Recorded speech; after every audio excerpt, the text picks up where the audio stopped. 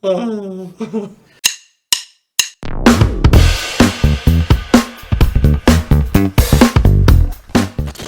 대한민국 대표팀의 9월 유럽 원정 평가전 첫 번째 경기 웨일스 원정이었습니다. 네.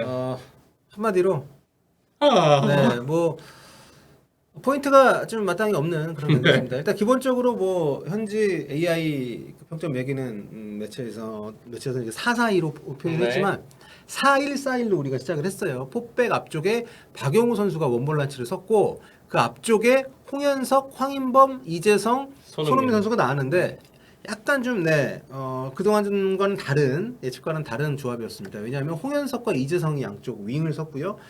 손흥민 선수는 이제 중앙 공격형 미드필더인데 사실상 프리롤 역할을 맡아가지고 뛰었고 사실 경기 시작 때 그 포백에서 원볼란치를 거쳐서 박용우 선수가 방향을 잡아주는 어떤 공격 전개를 했던 것 같은데 웨일스가 이날 이제 5-4-1로 나왔습니다. 네. 5-4-1로 나왔는데 그 앞쪽에 있는 공격수까지 이 선수들이 박용우 선수를 에워싸면서 굉장히 압박을 많이 했습니다. 박용우 선수가 당황해서 경기를 좀 초반 실수가 많이 있었는데 그래서 그 뒤로는 황인범 선수가 좀 내려가서 플레이를 그렇죠. 좀 했어요. 그러면서 사실상 4-2-3-1 형태로 운영이 됐습니다. 근데 뭐 우리가 이날 90분 동안 슈팅이 유슈팅이 하나밖에 없었을 정도로 빈공이었습니다.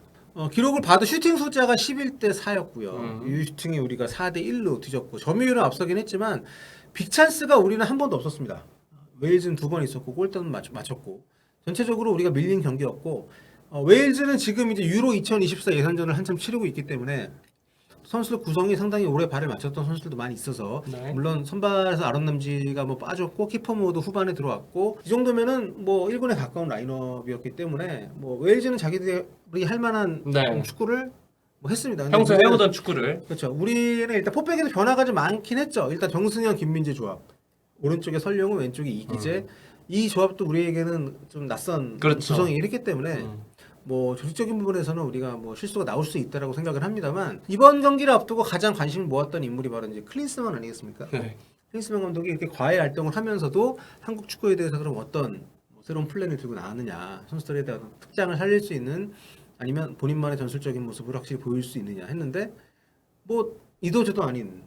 일단 많은 분들이 지적하신 부분들이 그 쿨링 브레이크 때 아무 말도 안 하고 있더라.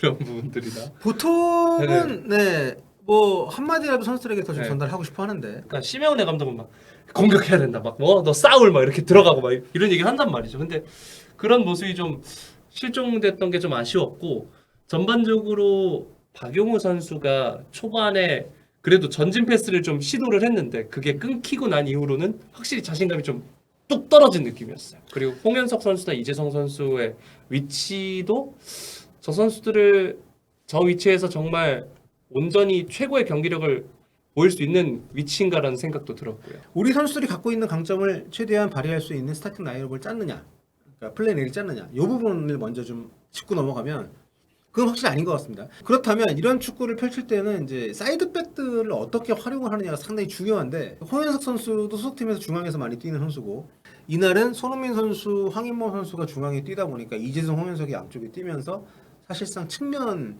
미드필더로서 기용이 됐거든요. 근데 이 선수들이 윙어가 아니다 보니까 공격을 전개하는 과정에서 이 선수들이 상대 수비 그 풀백 윙백 뒷공간을 노린다든지 이런 움직임을 하질 않고 우리 풀백들하고 많이 위치가 겹쳐요. 근데 이런 비효율성을 감독이 경기 내내 별로 교정하려는 노력을 하질 않습니다.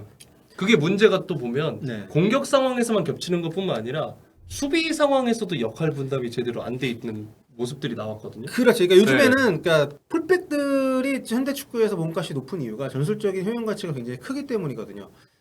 이 풀백들이 빌드업할 때 뭐 이를테면 중앙으로 들어와서 뭐 인버티드 뭐 윙백 풀백으로 뛰면서 미드필드 싸움에 좀 더 그 우세를 가져올 수 있게 하는 여러 가지 역할들을 감독들이 주문을 하는데 그런 모습이 일단 전혀 없고요. 그러니까 하프 스페이스 공간에 대한 활용을 감독이 선수들에게 딱히 뭐 디테일한 지시를 전혀 안 했다는 게 너무도 표현하는 경기였고 뭐 그 전에 일단 풀백들의 움직임 자체가 너무 그 수직적이기만 하고 그렇다면 그 앞쪽에 있는 전문 윙어가 아닌 선수들의 위치를 스페이스 공간을 활용할 수 있게끔 좀 앞으로 좀 좁혀들게 한다고 해야 되는데 그런 지시조차 좀 없어 보였습니다. 그 기껏 있었던 것이 이제 홍현석과 이재성의 위치를 바꾸는 정도였고 대신에 그 중앙의 넓은 공간은 손흥민 선수가 공이 없을 때 많이 좀 이동을 하면서 볼을 받으려고 각도를 열어주는 그런 정도의 역할을 많이 좀 활용이 됐는데 이게 상대가 숫자가 수비적으로 많다 보니까 전혀 우리가 공간을 확보할 수 있는 그런 시간대가 거의 없었어요.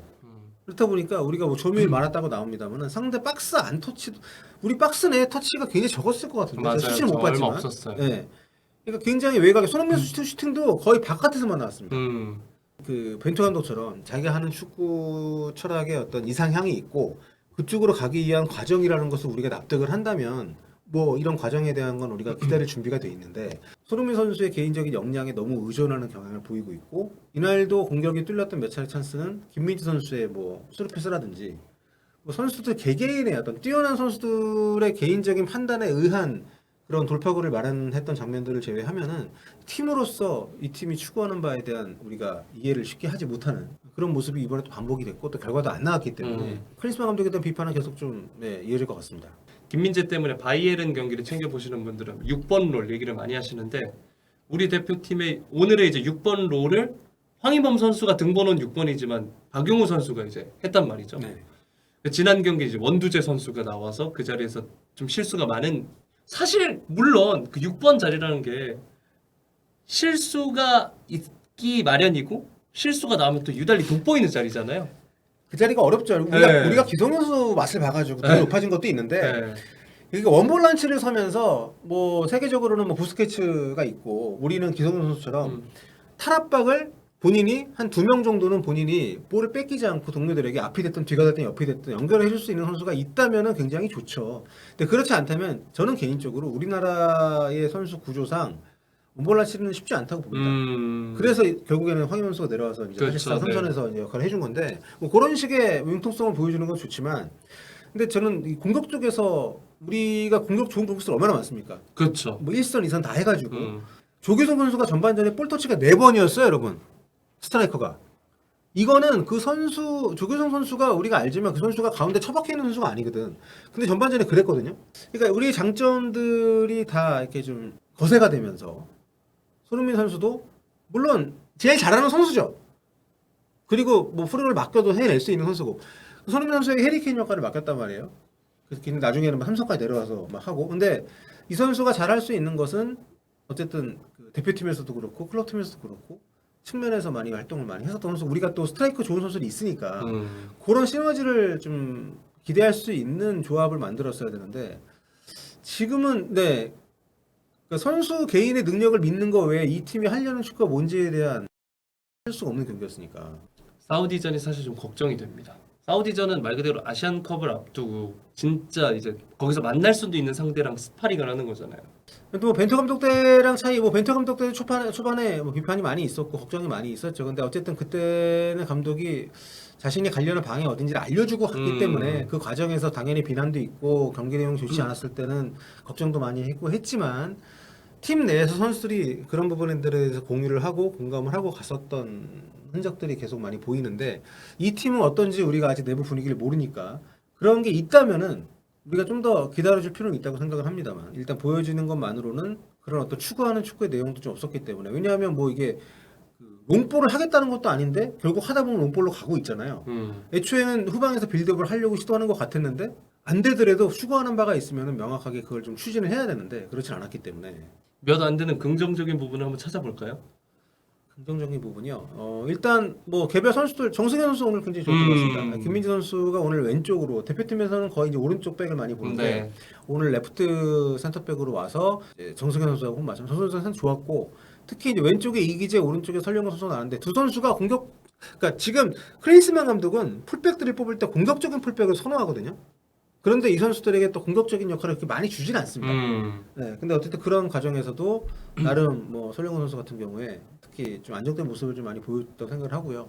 홍원 선수가 지금 소속팀에 잘하고 있는 모습을 많이 보여줄 수 있는 기회들을 많이 못 잡았죠. 사이드에서 뛰었기 때문에. 하지만 저는 기본적으로 현대 축구에 어울리는 그러니까 중원에서 지체되는 시간을 굉장히 좀 축소시켜주는 그렇죠. 네, 좀 높은 위치에서 플레이를 할 때는 약간 리스키, 볼 소유를 놓칠 가능성이 있다 하더라도 성공했을 때 쾌감이 더 큰 시도를 하는 것이 상당히 좋다고 생각을 하는데 홍현 선수가 그런 시도를 하는 모습들을 좀 보여줘서 저는 오히려 약간 박지성 선수 그런 느낌도 네, 있고. 느낌이 받았어요. 박성훈 선수 같은 경우도 대표팀에 왔을 때 본인이 책임을 져야 되는 상황에서는 뭐 드리블도 치고 뭐 솔로 플레이를 했지만 기본적으로 팀의 템포를 굉장히 살려주는 축구 잘하는 선수잖아요. 그렇죠.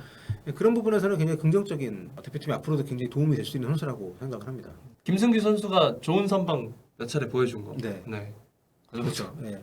근데 아무튼 풀백 그러니까 현대 축구에서 감독들이 그 전술적으로 가장 격차를 많이 보여주는 것이 풀백들의 활용인데, 근데 지금 모르겠어요. 그러니까 이 풀백들의 위치를 터치라인에 붙여놓고 공격적으로도 올리지 않고 뭐지? 이 부분이 굉장히 의아합니다. 저는 그래서 요거를 풀 수 있는 클린스만 감독의 해법이 좀 나아졌으면 좋을 것 같고요. 특히 사이드에서의 전술이 너무 형편없어서 그 부분에 대해서는 좀 많이 변화가 있어야 되지 않을까. 네, 아무튼 뭐 감독님 뭐 성적이 좋고 경기 내용 좋으면은 밖에 나가 솔직히 무슨 활동을 하시든 그쵸. 아무도 그 뭐라 할 수 없어요. 네. 네, 근데 본인이 하는 모든 활동들이 한국 대표팀에게 도움이 되고 한국 대표팀 발전에 도움이 될 것처럼 얘기를 하지만 전혀 그런 모습 보여주지 않고 있기 때문에 한국 축구의 발전을 위한 국리를 좀 더 해주셨으면 좋겠습니다. 사우디전 네 기대할게요.